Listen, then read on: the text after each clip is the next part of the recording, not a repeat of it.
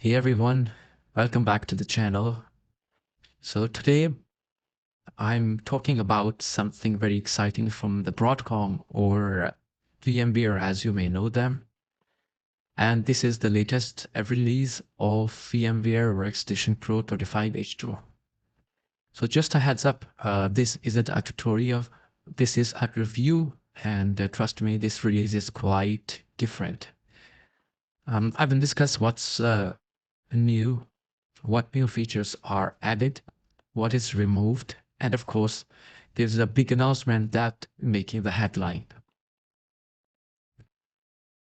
Let's jump right in.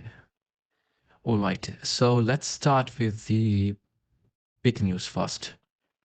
So the big news is VMware Workstation Pro is now 100% free. Yeah, that's right. It's 100% free for commercial, educational, and personal use. And you know, the best part of this release is that not only it's free, it does not require any product key now. No license requirement. You just, download, install, and you're good to go. This makes a huge shift in the Broadcom strategy, and in my opinion, it's a very welcome one. If you want to try it out, you can download VMware Workstation Pro 25H2 from Broadcom official website. I have dropped the official link down below in the video description. Just copy and paste the link from there. Now, if you haven't registered with the Broadcom before, you might be asked to create a free account, which is pretty standard stuff.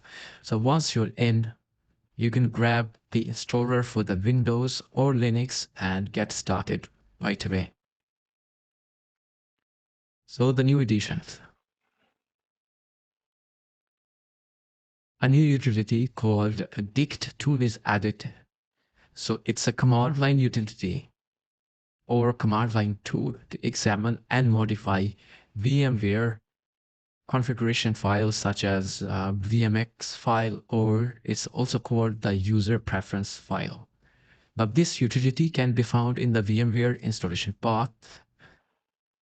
Over here, you can just simply browse to the installation path and you can grab it and you can run it in command prompt and see all the supported commandlets. Now, in my opinion, it may not be suited for the Windows environment, as you can just simply browse to the, your VM location, right click and edit this VMX file manually. Takes probably less time than launching this command line and just making all the changes through the the command shell.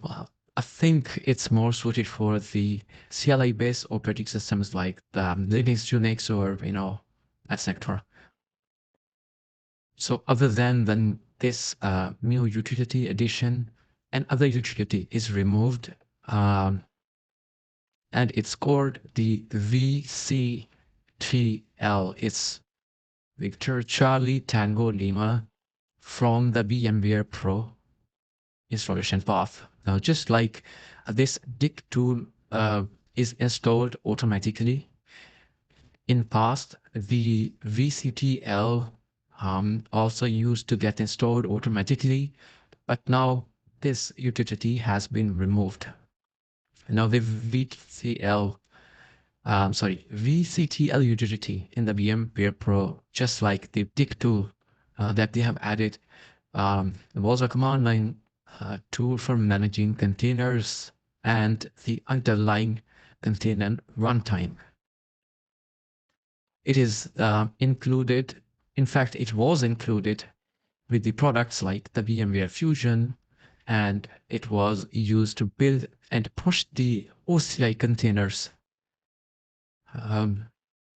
images, and even the run local Kubernetes clusters using kind tool. Now, VCTL uses a lightweight virtual machine based on VMware Photon OS to run containers. So this info may not be of any use probably for the Windows users, but I'm sure for others managing or working with the Kubernetes may find it a bit of a disappointment from the VMware. So another major change is support for USB 3.2, and I can show you in the Windows here. So yes, you can see the USB 3.2 here. They have removed the USB 3.1, but probably this wasn't required as 3.2 is already backward compatible. Now they have also added a support for the virtual hardware version 22. No changes are made in terms of the hardware resource upgrade. Everything is the same since the VMware Pro 16 hardware version. As you can see, the hardware limitation is pretty much the same since VMware Pro 16. So now support for new guest operating system is also added, which include the following list that you can see on the screen.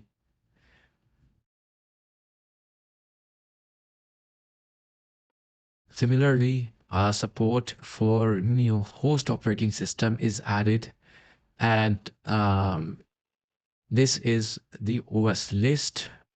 You can see it on the screen as well. Number of issues are reported. Number 1. If you're using third-party Vulkan graphic drivers, the VM screen might freeze during the power off operation, or the VM might simply crash. Now, this is for the users of AMD graphic cards. Nothing been reported in the NVIDIA graphic card, or if you're using the Intel graphic card, it's only with the AMD graphic card users who are using the third-party Vulkan graphic drivers. Workaround for this is just open the VMX file of your guest operating system and add the following configuration property and value. I have added this in the description. You can simply copy and paste it in your configuration file. The second issue. When creating a VM with Red Hat Enterprise Linux 10.0 and 3D acceleration is enabled, installation of the operating system may freeze with gray screen. Now this issue is reported to the Red Hat. I'm not sure this is the Red Hat issue or this is the Broadcom issue, but it appears the both parties are working together to find a workaround for this. For now, what you need to do is simply, if you just click on add it to your VM, in the setting of your VM, click on the hardware tab and select display, and under the 3D graphic, deselect the accelerated 3D graphic checkbox and click OK. Now, this may not give you a good, the graphic experience because it will just turn off the 3D graphic acceleration, but that's the only workaround for now. Third issue. When installing the Windows 11 Home or Pro on a virtual machine, the installer appears to be connected to the network, but continues to prompt for network connection with the following message. Let's connect you to a network. As a result, you cannot proceed with the next installation step. So the workaround for this, by default, when you install the Windows VM, in fact, any VM, the default selected network option is NAT. So if you go to the VM setting, change the network adapter from NAT to bridge and click OK, and it should fix this issue. Now, I have installed both the Windows 11 and Windows 11 Home and Windows 11 Pro, but I haven't come across this issue, so I'm not sure this is a widespread issue or only a limited set of users have reported this. But if you come across this issue, you will have to just follow the instruction, and this should fix your network related issue. Now, there are some other issues also reported, but there are very small numbers. These three were the most commonly reported, issues, and they are acknowledged by the Broadcom. So I'll just try to highlight all this along with the solution. So here is my short verdict on this release. In my opinion, other than the free license offer, which indeed is a big news, everything else is just an incremental change based on the VMware Pro standard release history. So it's kind of a, it's kind of a like standard release. I honestly don't see anything substantial. Yes, the USB 3 support has been added and few operating systems have been upgraded, but this is a pattern probably we can see from, every VMware Pro, previous release history. So yeah, this was my, short verdict of this release.